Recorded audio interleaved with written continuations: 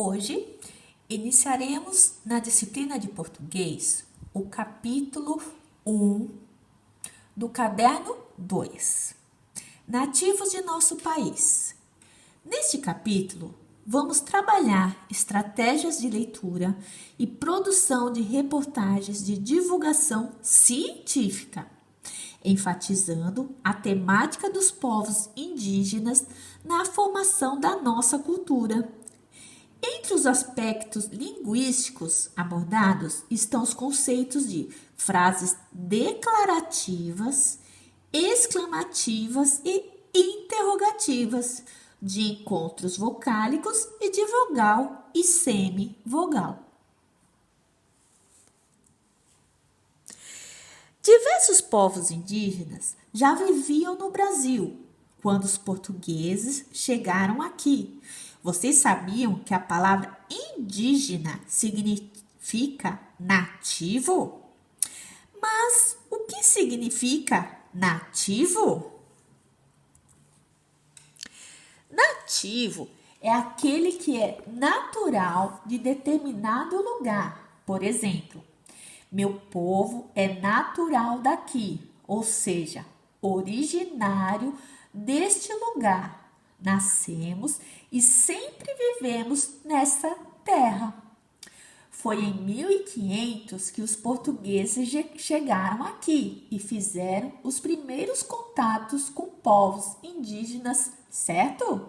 Sim, nesse tempo, meus antepassados viviam aqui. Já no meu caso, Abaré, muitos dos meus antepassados nasceram no Japão e muitos dos meus no continente africano. Que bacana!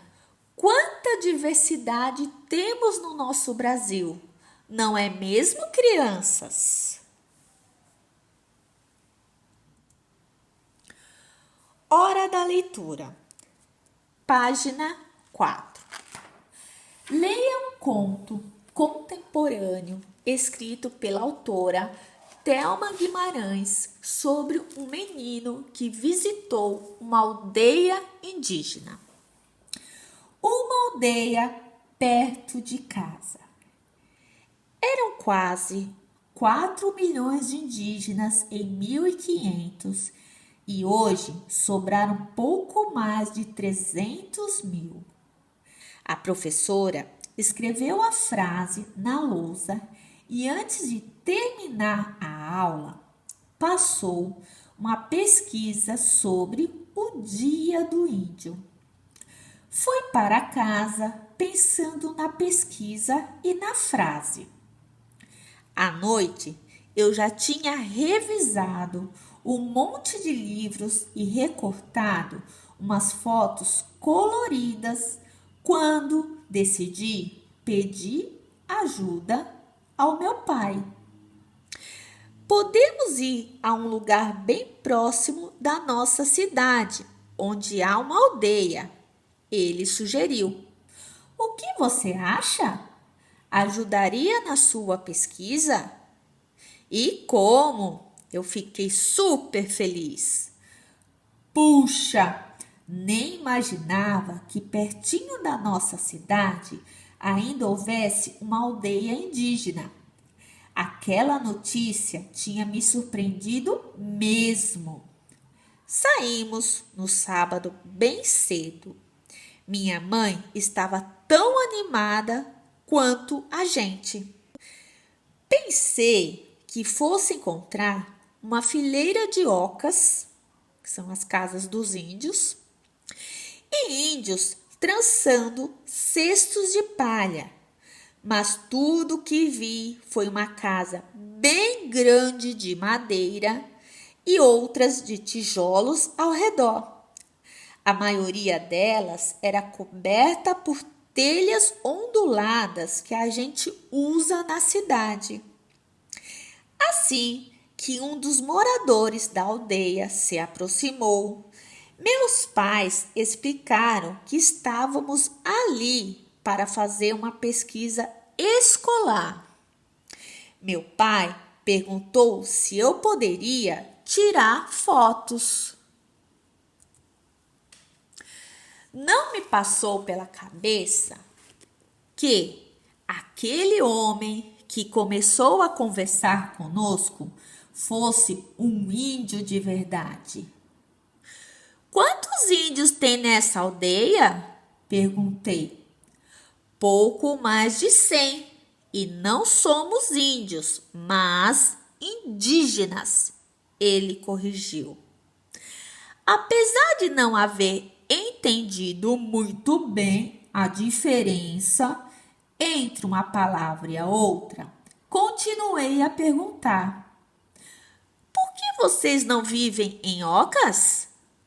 O índio explicou que com a destruição da mata ao redor da aldeia, ficava muito difícil encontrar madeira e palha para a cobertura das habitações. Eu pedi que ele explicasse melhor e ele disse: casas de alvenaria também são mais seguras. Ele apontou para uma delas arrumando o cabelo e, diante do meu silêncio, completou: mesmo morando em casa de tijolo, continuo sendo indígena. Que língua vocês falam? As crianças aprendem primeiro o Guarani, a língua mãe, depois o português. Quer ver a roça? Ele ofereceu. Claro que eu queria. Assim que chegamos perto da roça, ele explicou que tinham derrubado algumas árvores para abrir espaço para a plantação. Mais abaixo haviam plantado outras mudas. O indígena toma conta da natureza porque também faz parte dela. Ele disse, todo sério. O que vocês plantam? Um pouco de cada coisa. Lá fica a plantação de milho. Ele apontou orgulhoso. O milho tem uma importância religiosa para a nossa tribo. Fazemos muita coisa com ele. O que mais vocês plantam? Na roça tem aipim, feijão, arroz, batata doce, cana e um pouco de amendoim, disse ele. E suas danças? Eu perguntei. Gostamos de dançar. O indígena não esquece seus costumes, só porque mora perto da cidade grande.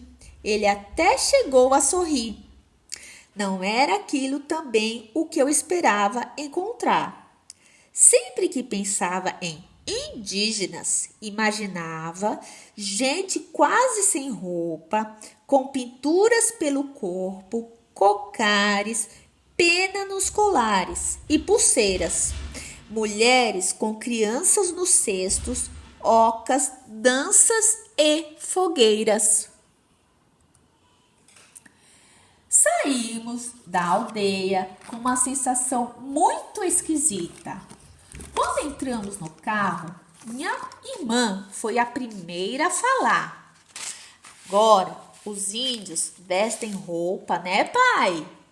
Bem, os índios acabam recebendo as influências do contato com a cidade. E isso inclui roupa, ele exclamou. E rádio e TV também, né, mãe? Eu completei. Claro, e por que não? Eles têm direito a tudo e não é por ter uma TV, um rádio, um computador que vão deixar de ser índios, minha mãe observou. Indígenas, mãe. Eu lembrei a ela o termo certo. Agora, vocês irão desenvolver as atividades sobre o texto que acabamos de ler. 1. No texto, o narrador participa da história?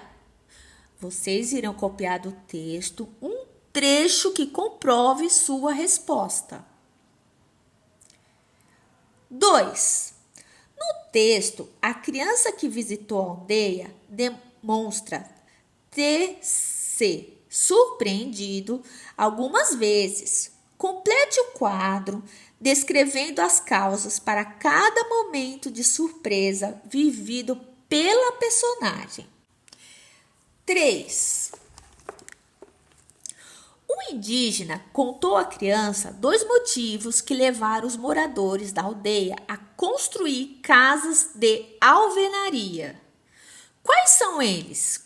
Quais foram os 2 motivos que levaram os moradores a construir casas de alvenaria em vez de ocas? 4. Releia o parágrafo a seguir. As crianças aprendem primeiro o Guarani, a língua mãe, depois o português. Letra A. A expressão destacada, língua mãe, tem como sinônimo a expressão língua materna. Converse com as pessoas da sua família sobre o significado dessa expressão. Depois, elabore uma explicação coletiva para ela. Então, para vocês, o que quer dizer língua mãe? O que é língua mãe? 5. De acordo com o indígena da história, os moradores da aldeia precisaram derrubar árvores para plantar vegetais.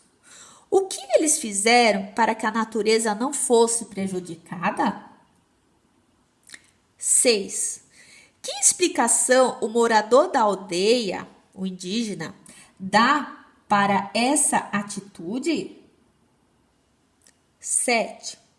Depois de visitar a aldeia, a criança mudou sua percepção sobre os indígenas? Ela mudou o modo que ela via os indígenas, como ela achava que eram os índios? Por que mudou? Se mudou, o porquê que mudou? Certo?